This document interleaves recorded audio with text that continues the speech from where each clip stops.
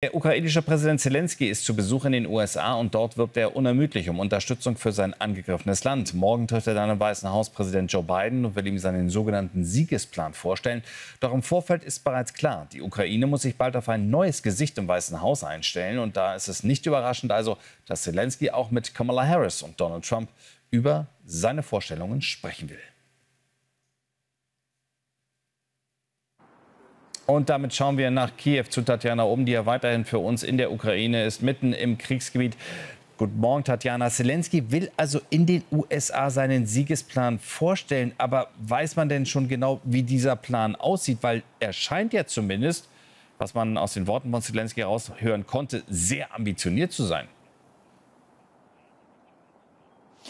Also das, was man mittlerweile weiß, was sich so ein bisschen herauskristallisiert, ist, dass dieser Plan diplomatische und militärische Punkte beinhalten soll. Das wissen wir deshalb, weil der wichtigste Mann hinter Zelensky, nämlich sein Büroleiter Andriy Yermak, an einem Treffen in Washington in New York teilgenommen hat. Und da hat er ein bisschen geplaudert. Noch nicht allzu viele Details, aber ein Punkt ist eben offenbar, dass man darauf dringen will, so schnell wie möglich NATO-Mitglied zu sein. Die offizielle Einladung dazu gibt es nach wie vor nicht.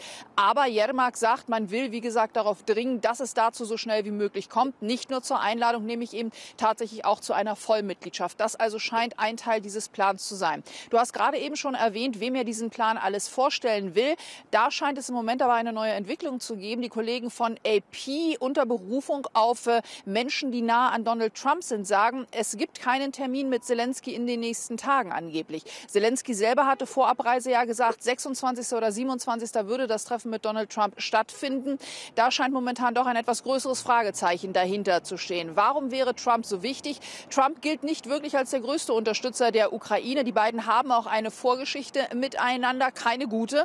Und insofern wäre es aus Zelenskys Sicht wahrscheinlich schon wichtig, wenn er mit Trump mal direkt sprechen könnte darüber, wie die Lage hier ist und wie dieser Siegesplan von Zelensky selber aussieht. Trump selber hat ja mehrfach mittlerweile gesagt, wäre er Präsident oder würde er wieder ins Weiße Haus einziehen, er bräuchte keine 24 Stunden, um diesen Konflikt hier zu beenden. Er hat nur leider nie erklärt, wie er sich das genau vorstellt. Unter Umständen würde er das denn dann auch tun, wenn es zu einem Treffen mit Zelensky kommen würde. Aber im Moment, so zumindest neue Agenturmeldungen, unter anderem eben, wie gesagt, von den Kollegen von AP, scheint es zu diesem Treffen nicht zu kommen.